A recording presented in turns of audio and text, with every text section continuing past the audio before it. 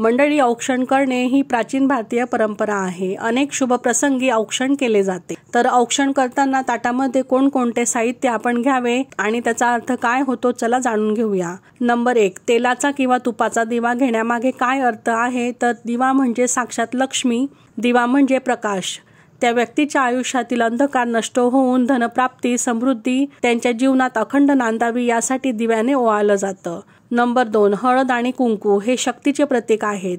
Number 3, सुपारी. सुपारीसारखे टणक आणि अविनाशी आयुष्य आपल्या भावाला लाभावं म्हणून सुपारीने औक्षण केलं जातं. नंबर 4, अंगठी किंवा सोन्याचा एखादी दागिना. सोन्याने औक्षण करणं म्हणजे सोन्यासारखे निष्कलंक आणि तेजस्वी आयुष्य लाभावे असा होत असतो. नंबर 5, अक्षदा. अक्षदा शब्दांचा अर्थ अखंड अविनाशी आहे. त्या व्यक्तीचे आयुष्य अक्षदांसारखे अखंड असावे यासाठी अक्षदा कपाळावर लावून डोक्यावर टाकल्या जातात. नंबर 6, गोडाचा पदार्थ.